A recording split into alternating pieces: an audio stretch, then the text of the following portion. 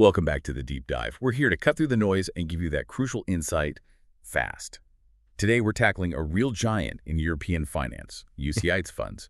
And specifically, we're digging into why Luxembourg is, well, pretty much universally seen as the EU's #1 flagship UCITS hub. Our mission: to really understand the structure and figure out what makes this fund wrapper the go-to shortcut for getting broad EU distribution quickly. Yeah, and shortcut is definitely the word. For you listening, it's crucial to grasp what a UCITS really is. It's not just another fund type. It's specifically an EU retail investment fund. That means it's built with the average investor in mind. It has to get the green light from the CSSF, that's Luxembourg's financial regulator, and critically, it's designed for strategies needing daily liquidity. So we're talking highly regulated stuff: equities, bonds, multi-asset, money market funds, that kind of thing. Okay, so built on trust, strict rules. The upside sounds huge. Oh, absolutely. The whole point of UCITS rests on these two pillars: getting the widest possible distribution reach while sticking to those really tight risk controls.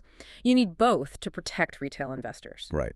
Okay, let's unpack this distribution power then. This is the famous passport, isn't it? That's the one. So once you're authorized by the CSF in Luxembourg, you don't then face the nightmare of applying separately in Italy, Germany, France, everywhere else. Exactly right. You avoid that whole costly year-long slog for each country. You just notify the other EU states that your Luxembourg fund is ready for public distribution there. Cost savings must be massive. Astronomical. And the time saved: unbeatable. Think about it. Instead of maybe 5 years getting approvals in 27 different places, the passport lets you scale across borders so much faster. It really is the golden ticket for tapping into that European retail market. Makes total sense why it's so dominant then. So let's look at who can actually invest. If it's labeled retail, does that lock out professional investors? Or is the door wider? It's actually a very broad door. Both retail and professional investors can and do invest in UCITS. And this is important. Even though it's designed for retail safety, pros often like it too. They value the liquidity, the oversight. Usually the difference comes down to the share class terms, maybe a lower minimum buy-in for retail investors, for example. And of course, local marketing rules in each country apply. But fundamentally, yeah, the market reach is confirmed as being very wide. And the legal setup itself. When a manager wants to launch a UCITS in Luxembourg, they can't just use any company structure, right? You mentioned specific legal forms. Correct. Luxembourg law gives you two main options, and this is where some flexibility comes in. Option one is a corporate structure. That's the SICAF, Société d'Investissement à Capital Variable. You can think of a SICAV like a company where investors buy shares and become shareholders, legally speaking. Option two is a contractual fund, the FCP, or Fonds Commun de Placement. This is structured more like a formal agreement of co-ownership over assets managed by a company. It doesn't have its own separate legal identity like the SICAV does. That difference, corporate versus contractual, seems pretty fundamental. But you mentioned something earlier that really catches managers' attention: the umbrella structure. Yeah. What makes that so appealing? The umbrella. It's just brilliant for efficiency, really. It lets one single legal entity, one SICAV or one FCP, act as an umbrella for multiple separate subfunds underneath it. Each subfund can have its own distinct investment strategy, its own currency, different fees, whatever it needs. But they all share the same central administration, the same depository relationship, which simplifies compliance and operations hugely. Right, one legal framework covering potentially dozens of strategies, very neat. But setting all this up, especially with that strict oversight you mentioned, it sounds like you need more than just a lawyer. You need a whole team of specific providers in Luxembourg. Absolutely. There's a mandatory checklist, you could say. It's designed to ensure these 4 key pillars are in place for robust oversight and investor protection. First, you must appoint a specialized Luxembourg depository bank. Think of them as the legal guardian of the fund's assets. Their job is safekeeping, yes, but also, crucially, verifying that all the fund's transactions stick to the rules, the legal limits. It's a core safety feature for retail investors. Second, you need a central administrator and transfer agent. These guys are the operational engine room. They calculate the net asset value, the NAV, usually daily. They manage the shareholder register, process buy and sell orders, all that essential plumbing.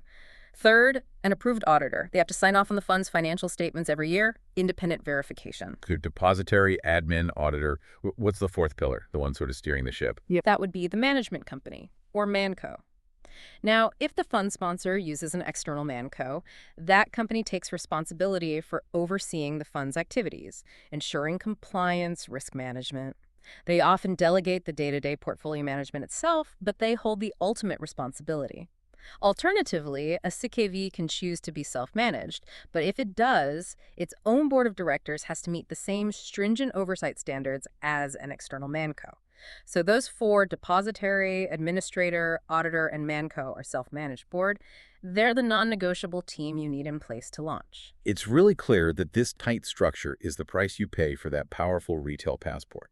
Which brings us nicely to the controls themselves. If you're promising daily liquidity, potentially to millions of ordinary investors across Europe, the assets you can hold must be super restricted, right? Exactly. And what's fascinating here is just how prescriptive the rules are. But despite being restrictive, they still manage to cover the vast majority of traditional investment strategies people want. So eligible assets are pretty much limited to things like listed equities and bonds, regulated money market instruments, units of other eligible funds like buying into another UCITS, and of course, cash. Okay, that makes sense for liquidity. Yeah. But I'm a bit curious. Derivatives, you mentioned they're allowed for hedging. If the goal is simplicity and safety for retail, why allow derivatives at all? Doesn't that add complexity? That's a really good question. It highlights how sophisticated the rules actually are, despite the focus on retail. Derivatives are permitted, yes, but under very strict conditions. They can only be used for hedging, so reducing risk, not adding speculative risk, or for what's called efficient portfolio management. Think managing cash flows or currency exposure smoothly.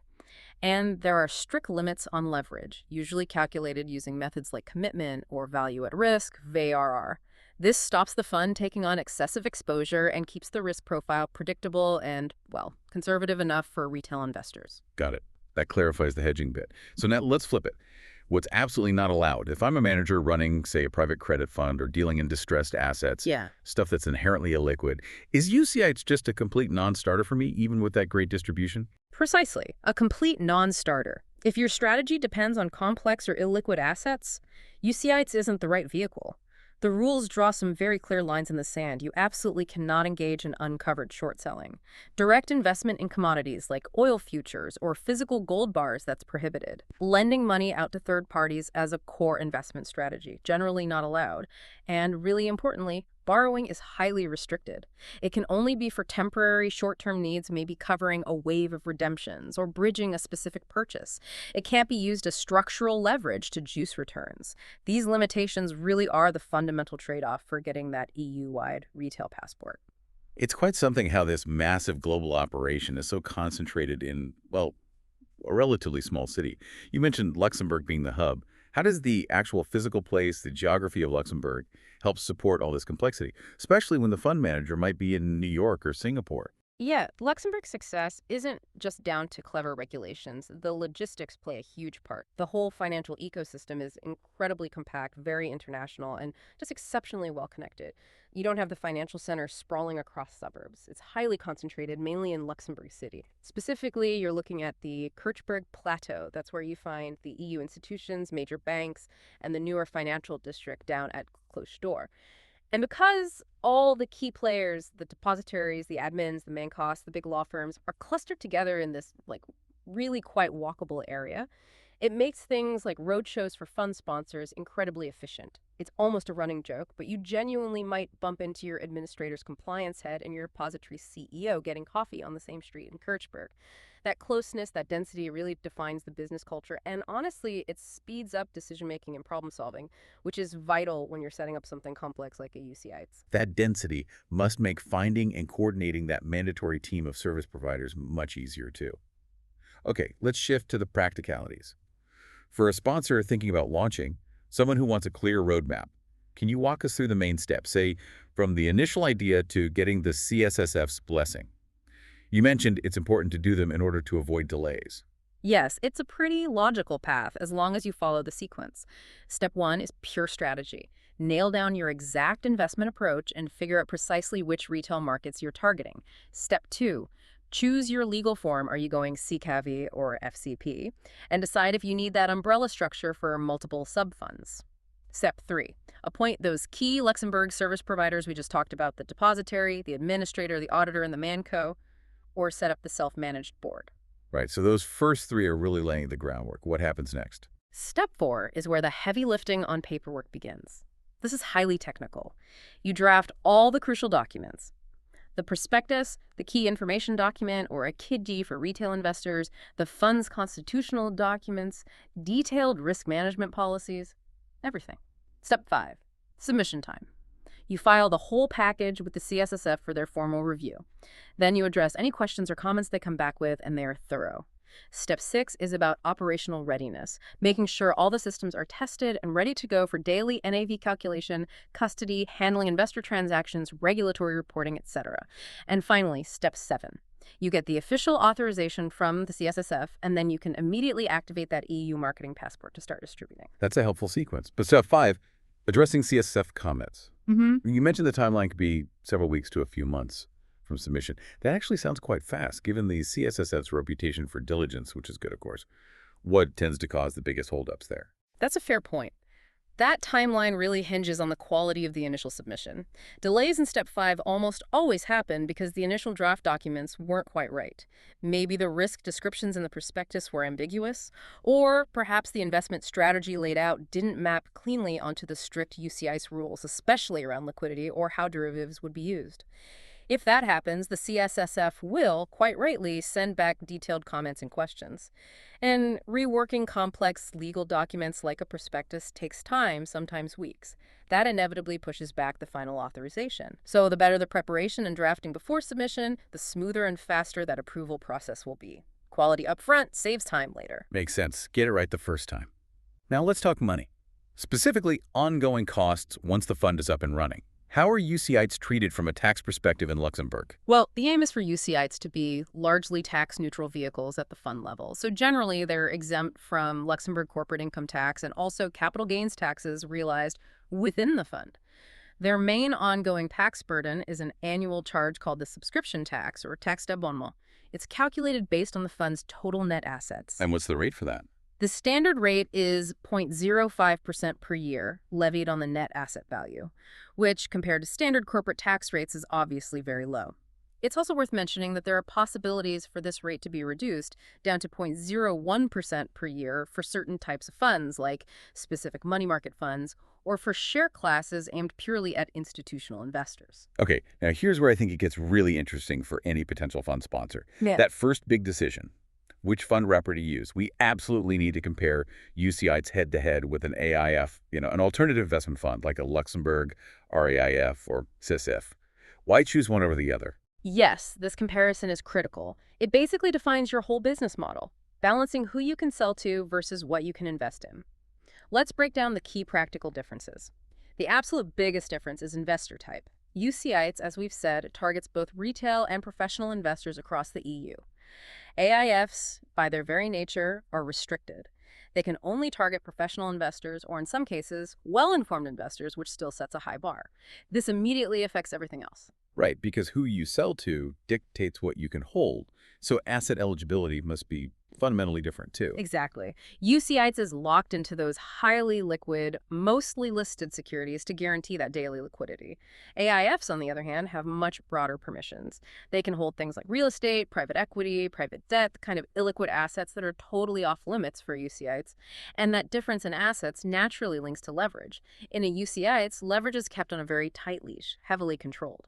In an AIF, there's far more flexibility. The amount of leverage depends on the fund's specific strategy and the rules under the AIFM directive. And then there's the marketing power, the distribution passport. UCITS gets that incredibly valuable retail passport, reaching potentially millions across the EU.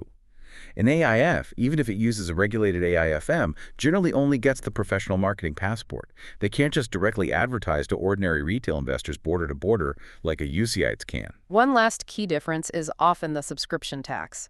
While the standard UCITS rate is 0.05%, many common AIF structures in Luxembourg, like the SIF or the RAF, often benefit from the lower 0.01% rate from the get-go, reflecting their institutional investor focus. Okay, so if we boil all that down, the choice for a sponsor seems pretty stark, doesn't it? UCITS means you're signing up for high liquidity, tight controls, but you get maximum distribution potential, including the retail market. AIF gives you way more freedom on assets and leverage, but your target audience is much narrower professionals and institutions only. It's basically reach versus flexibility. That sums it up perfectly. It's the fundamental trade-off. So before we finish up, for a sponsor who's weighed the options and decided UCITS is the way forward, what are the most crucial first steps to take to get it right from the start? Okay, the key initial actions are really about avoiding those potential CSSF delays we talked about. First, be absolutely crystal clear on your target distribution markets. Know exactly where you plan to sell. Second, map your proposed investment strategy meticulously against the detailed UCIS rules. Ensure it fits perfectly, especially regarding liquidity and any derivative use. Get this right on day one. Third, choose your manco, depository, and administrator carefully, making sure they fit the scale and complexity of what you're planning. And finally, critically, when you're drafting that prospectus in KZ, make sure the language around risks and liquidity is utterly transparent, unambiguous, and robust. Solid preparation up front is genuinely the best shortcut to getting authorized efficiently. So pulling it all together, what does this really tell us? I think the UCITS story shows how a pretty conservative and strictly controlled regulatory system, if it's harmonized across a huge economic area like the EU, can actually become this incredible engine for market growth and efficiency. It seems by standardizing safety, you somehow unlock speed. But here's something interesting to think about, maybe for you to mull over after this. The sources confirm you can launch an ESG fund, say an Article 8 or Article 9 fund under SFDR using the UCITS structure. It just needs to meet all the ESG disclosure and policy rules alongside all the standard UCITS liquidity and asset rules. So the question is, how does this very traditional rules-based structure, built primarily to verify liquid, quantifiable assets, effectively manage and enforce the often more nuanced, qualitative demands of ESG investing? Things like verifying sustainable impact or complex ethical screens, that ongoing adaptation, fitting new mandates into the old framework. Now, that's a fascinating challenge, isn't it? Something worth watching.